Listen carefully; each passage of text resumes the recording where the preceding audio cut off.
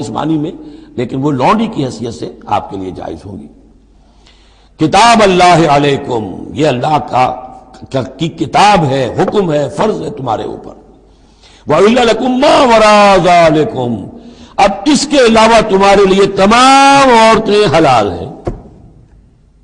تو آپ نے دیکھا کہ کتنی تھوڑی سی تعداد میں عورتیں ہوئیں کہ جن سے نکاح حرام ہوا، باقی کثیر تعداد، یعنی مباحات کا دائرہ بہت وسیع ہے، محرمات کا دائرہ بہت محدود ہے۔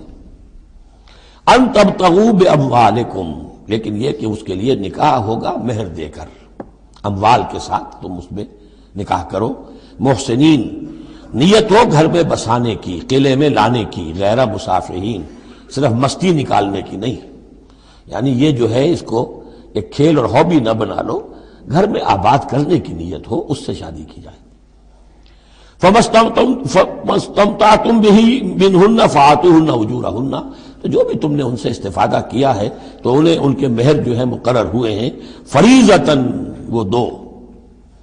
وَلَا جُنَاحَ عَلَيْكُمْ فِي مَا تَرَاضَيْتُمْ بِهِ مِنْ بَعْدِ الْفَرِيضَةِ، اور اس میں کوئی حرج نہیں ہے کہ کسی مہر کے مقرر ہونے کے بعد اگر باہمی رضامندی سے اس میں کوئی کمی بیشی ہو جائے۔ ان اللہ کان علیما حکیما، یقیناً اللہ تعالی علیم ہے اور حکیم ہے۔ وَمَن لَّمْ يَسْتَطِعْ مِنكُمْ طَوْلًا أَن يَنكِحَ الْمُحْصَنَاتِ الْمُؤْمِنَاتِ، اور جو کوئی تم میں سے اتنی استطاعت نہ رکھتا ہو، مقدرت نہ رکھتا ہو کہ مومن محسنہ عورتوں سے شادی کر سکے۔ اب محسن دو معنی میں آتا ہے، ایک خاندانی لڑکی، شریف لڑکی، خاندانی آزاد گھرانے کی کہ اسے گھر کا قلعہ حاصل ہے، اور ایک شادی شدہ عورت کے جو ایک شوہر کے قلعے کے اندر ہے۔ ایک ہے خاندان کا قلعہ، خاندان کی پروٹیکشن حاصل ہے، سپورٹ حاصل ہے، تو وہ عورت جو ہے وہ محسنہ ہے۔ اسی طرح وہ عورت کے جو شوہر کے گھر میں ہے، ایک قلعے میں ہے، اس کے گھر میں ہے، اس کی حفاظت میں ہے، وہ بھی محسنہ ہے۔ پہلے تھا وہ دوسری معنی میں، یعنی شادی شدہ، یہاں مراد ہے شریف زادیاں، آزاد مسلمان عورتیں۔ اب ظاہر بات ہے آزاد مسلمان عورتوں کا تو مہر ادا کرنا پڑے گا، اس حوالے سے اب کوئی بیچارہ مفلس ہے، نہیں دے سکتا ہے، تو کیا کرے؟ وَمَن لَّمْ يَسْتَطِعْ مِنكُمْ طَوْلًا أَن يَنكِحَ الْمُحْصَنَاتِ الْمُؤْمِنَاتِ فَمِمَّا مَلَكَتْ أَيْمَانُكُمْ، تو جو لونیاں ہیں ان سے نکاح کر لو، من فتياتكم المؤمنات، جو تمہاری مومن جو لونڈیاں ہوں۔ فَأَنكِحُوا وَاللَّهُ أَعْلَمُ بِإِيمَانِكُمْ، باقی یہ کہ کون مومن ہے اور نہیں ہے یہ اللہ بہتر جانتا ہے۔ مراد یہ ہے کہ جو بھی قانونی اعتبار سے مسلمان ہیں، جس کے تم ایک دوسرے کو مسلمان سمجھتے ہو۔ بعضکم من بعض، تم سب ایک دوسرے ہی میں سے ہو۔ فَأَنكِحُوهُنَّ بِإِذْنِ أَهْلِهِنَّ، تو ان سے تم نکاح کرو ان کے مالکوں کی اجازت سے۔ اب ظاہر بات ہے وہ لونڈی ہے زید کی، تو زید اس سے جنسی تعلق قائم کر سکتا ہے، لیکن یہاں اب ایک شخص اس سے اجازت لے رہا ہے کہ میں آپ کی اس لونڈی سے نکاح کرنا چاہتا ہوں۔ اگر اجازت دے دی، اب زید کا تعلق منقطع ہو جائے گا، اب وہ اس لونڈی اس کی اس اعتبار سے اس کے کام میں نہیں آ سکتی، بلکہ وہ اب منقوع ہو جائے گی ایک مسلمان کی۔ اس لیے بے اذن اہلہن، اور اس میں پیش نظر رکھیے کہ ایک معاشرہ تھا، بالفعل یہ شکلیں تھیں، یہ نہیں کہا جا رہا یہ شکلیں پیدا کرو۔ اصل بات کیا ہے کہ جو معاشرہ تھا جس میں کہ قرآن نے اصلاح کا عمل شروع کیا ہے، تو اس میں کیا کیا صورتحال تھی، کس کس اعتبار سے اس میں بہتری پیدا کی گئی تدریجاً۔ فَانكِحُوهُنَّ بِإِذْنِ أَهْلِهِنَّ وَآتُوهُنَّ أُجُورَهُنَّ بِالْمَعْرُوفِ، انہیں بھی ان کے جو مہر ہیں تھوڑے ہوں گے، وہ دو معروف طریقے پر دو۔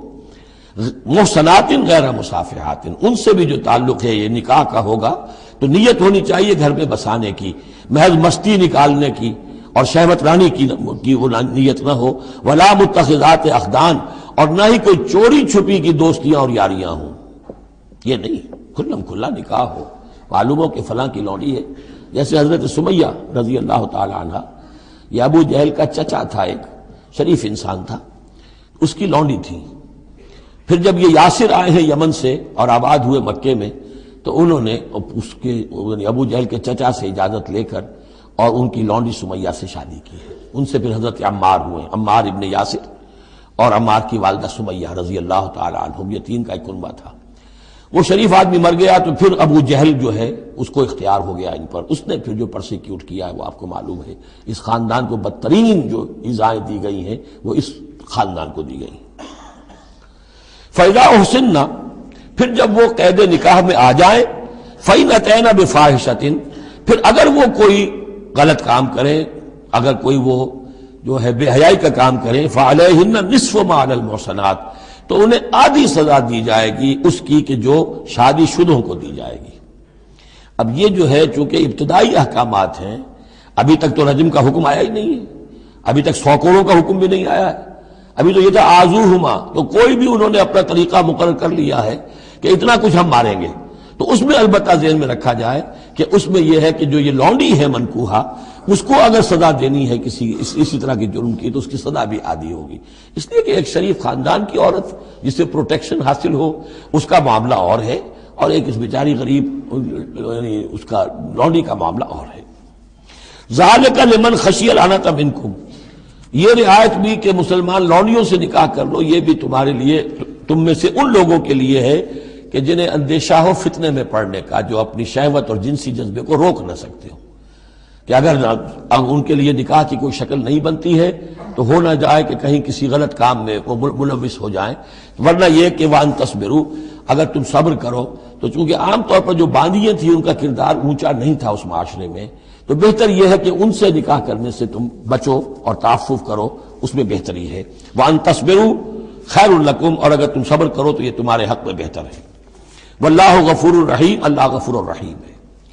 یرید اللہ لیبین لکم، اب یہ چونکہ کچھ احکام آ رہے ہیں تو ایک فلسفے کی باتیں آ رہی ہیں اب چند۔ بسا اوقات ایسا ہوتا ہے کہ احکام کو انسان اپنے اوپر بوجھ سمجھنے لگتا ہے، یہ کرو یہ نہ کرو، یہ کرو یہ نہ کرو، تو آدمی کی طبیعت ہے، فطرت ہے، یہ بات سے محسوس کرتا ہے۔ بلکہ عیسائی تو میں نے ایک مرتبہ 1970 میں تقریر سنی تھی، کرسمس گزاری تھی لندن میں، تو انہوں نے کہا تھا کہ شریعت لعنت ہے، ایک انسان کو یہ حرام ہے، یہ حرام ہے، یہ حرام ہے، رک نہیں سکا ہے، اب دل اس کا میلا ہو جائے گا، گلٹی کانشنس ہو جائے گا، گلٹی کانشنس سے اس کے اندر جو ہے وہ نیگیٹو سائیکالوجی ڈیولپ ہونی شروع ہو جائے گی۔ یہ ساری گندگی کہاں سے پیدا ہوئی کہ آپ نے حرام حلال کا فلسفہ چھیڑ، سب حلال کرو چھٹی ہو جائے گی۔ تو ایسے ایسے فلسفے بھی دنیا میں ہیں، اور یہ میں نے تقریر سنی 1970 میں لندن میں کرسمس کے دنوں میں۔ یرید اللہ لیبین لکم، اللہ تعالیٰ چاہتا ہے کہ تمہارے لیے ان چیزوں کو واضح کر دے۔ وَيَهْدِيَكُمْ سُنَنَ الَّذِينَ مِن قَبْلِكُمْ، اور تمہیں ہدایت دے ان راستوں کی کہ جو تم سے پہلے کے لوگوں کے تھے۔ وَيَتُوبَ عَلَيْكُمْ، اب اس میں دونوں طرف جائے گا، پہلے کے نیکوکار بھی تھے، پہلوں کے بدکار بھی تھے۔ نیکوکاروں کا راستہ تم اختیار کرو، صراط الذین انعمت علیہم، اور دوسرے راستوں سے تم بچ سکو۔ وَيَتُوبَ عَلَيْهِمْ، علیکم، اللہ چاہتا ہے تمہارے اوپر، تم پر عنایت فرمائے۔ واللہ علیم الحکیم، اللہ تعالیٰ سب کچھ جاننے والا، کمال حکمت والا ہے۔ واللہ یرید ان یتوب علیکم، دوبارہ پھر وہی، اللہ چاہتا ہے تم پر مہربانی فرمائے۔ ویرید الذین یتبعون الشہوات، اور وہ لوگ کہ جو شہوات کی پیروی کرتے ہیں وہ چاہتے ہیں ان تمیلوا میلا عظیما، کہ تم تو ایک طرف غلط راستے سے دور تک تمہارا جو ہے رجحان ہو جائے اور ادھر ہی تم بھٹکتے چلے جاؤ۔ آج جو بھی ہے عورت کی آزادی کی بنیاد پر، ایمانسیپیشن کی بنیاد پر، یہ ساری چیزیں جو ہو رہا ہے، ویمن لب ہے، یہ سب کا سب در حقیقت ان حدود اور قیود کو توڑ کر، اور سارا یہ جنسی جو ہے انارکی پھیلانے کی ایک سازش ہے جو دنیا میں چل رہی ہے۔ یرید اللہ ان یخفف عنکم، تم یہ نہ سمجھو کہ بوجھ ڈال رہا اللہ تم پر، اللہ تم پر تخفیف چاہتا ہے۔ جب تم ان چیزوں پر عمل نہیں کرو گے، معاشرے میں بدگمانیاں پھیلیں گی، فساد ہوگا، گندگیاں ہوں گی، جھگڑے ہوں گے، بدگمانیاں ہوں گی، یہ سارا کچھ ہوگا، تو اللہ تو تمہارے لیے آسانی چاہتا ہے۔ وَخُلِقَ الْإِنسَانُ ضَعِيفًا، اور انسان پیدا کیا گیا ہے کمزور، اس کے اندر کمزوری کے پہلو بھی ہیں۔ جہاں بہت اونچا پہلو ہے، روح ربانی پھونکی گئی ہے، وہاں یہ نفس بھی تو اس کے اندر ہے، اور اس کے اندر جو ہے ضعف کے پہلو موجود ہیں۔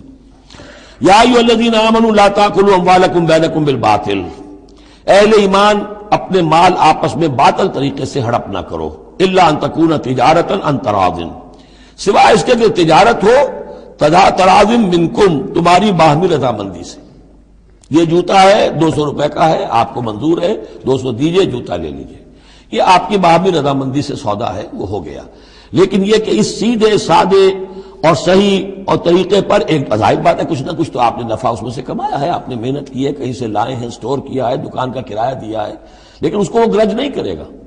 لیکن جھوٹ بول رہے ہیں، خدا کی قسم کھا رہے ہیں کہ میں نے تو اتنے کر لیا، اب یہ ہو گیا، تم آپ نے اپنی ساری محنت بھی ضائع کی اور آپ نے حرام کما لیا، اور یا کوئی اور طریقے ہیں، مال ہڑپ کر رہے ہیں، دھوکہ دے رہے ہیں۔ یا ایھا الذین آمنوا لا تاکلوا اموالکم بینکم بالباطل الا ان تکون تجارۃ عن تراض منکم ولا تقتلوا انفسکم، اور نہ اپنے آپ کو قتل کرو، یعنی ایک دوسرے کو قتل کرو۔ تمدن کی جڑ دو چیزوں پر ہے، احترام